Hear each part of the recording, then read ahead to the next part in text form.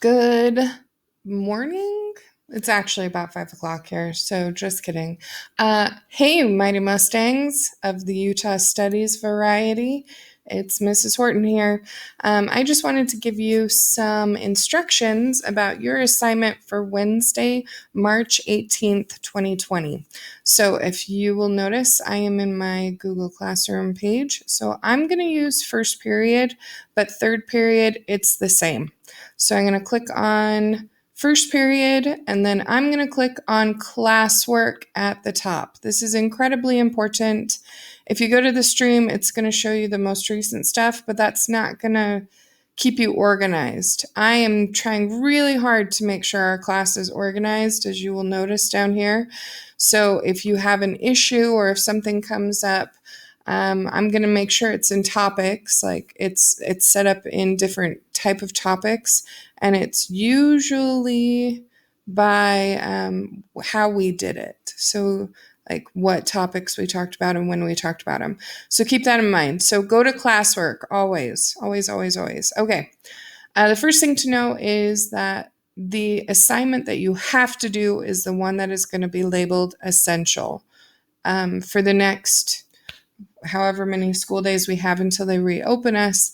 Anything that you have to do for class will be called essential. So we're looking at the essential assignment for March 18th, 2020, and we are going to be looking at the settlement of the Great Basin. So it says, I've posted a video below, which will be this video, that explains what you'll be doing. Generally, though, if it says essential, that is the most important assignment for that day. If it says extension, it's an extra assignment that you're welcome to work on and turn it in later.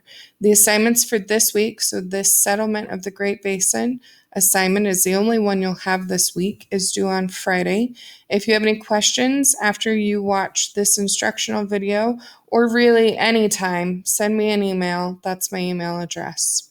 Okay, we're going to start with this assignment. That's a Google slideshow that says Essential Mormon Settlement. So I'm going to click on that. This is the first thing for you to do. It says, I can describe the traits of a typical Mormon settlement. So you're going to read the information. If it is highlighted in yellow on the slide, you need to do something.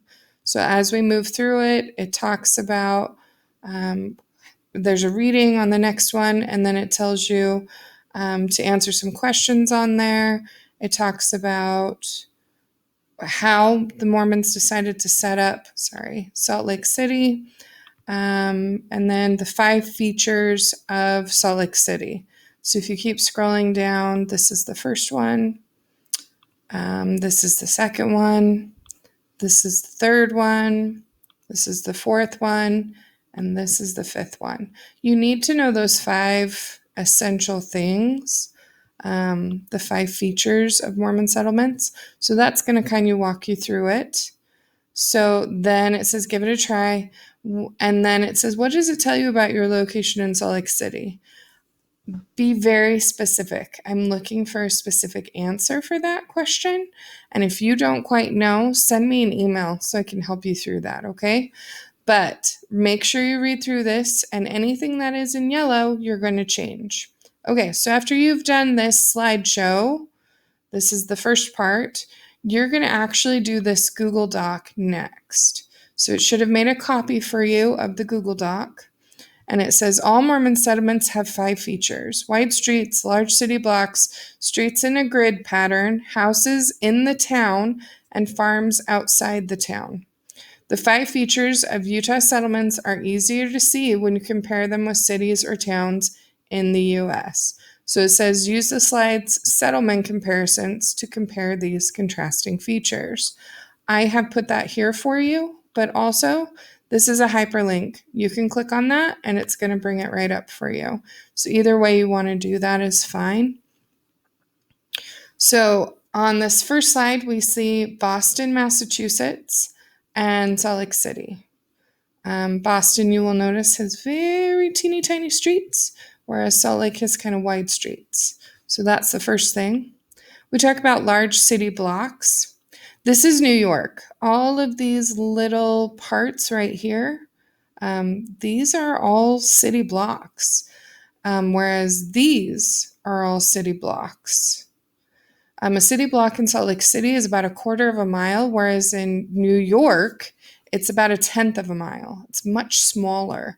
So I want you to keep that in mind as you look at that. We talk about streets in a grid pattern.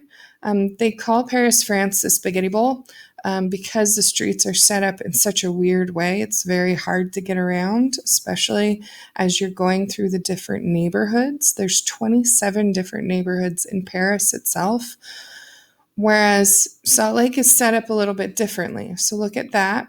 And then this is Bevington, Iowa, and this is Panguitch, Utah. You will notice Panguitch itself is a town, and all the farms are outside the town. Whereas in Bevington, Iowa, this is a farm and this is a farm, and there's no real connection between those two farms. So those are the comparisons that we're looking for you to make when you are answering these questions on this assignment. So you're going to turn in those two assignments, the slideshow and the Google Doc. Those are the two most important things that I need you to do today. After you finish that, if you want to go back to classwork, once you finish the essential stuff, there is an extension. So this essential stuff shouldn't take you more than hopefully a half an hour, hopefully less. I can really hope that it takes you less time than that. But if you want to do something else after that, there's this extension. You are going to watch the video first. You are then going to create your own settlement using these instructions. So the thing that says extension, creating a settlement instructions, you're going to do that. You can pick up graph paper for the assignment at school. They have some in the office, or you can use this Google Drawing tool. I have not played with it. Miss Handy did this. You are welcome to play around with it. And if you have any questions, you can send me an email and I can kind of work through it with you. So this is the extension. This is after you have turned in this essential assignment. That's it. That's what you get to do today. I also will be posting a quick little message to you this evening as well, just kind of explaining all of this. If you have any questions, again, feel free to email me. I will be available for sure all day Wednesday, or at least I'll have my email, and most of the day Thursday. I have already posted quarter 3 grades, so you should see those on Gradebook, also on your student trackers. If you want to check that and just make sure that you are okay with your grade, that's fine, but your grades have been posted. I did that today. Good luck, Mustangs. Like I said, I miss you. And if you have any questions, feel free to send me an email and I will talk to you guys soon, specifically next week. Have a great spring break. Bye.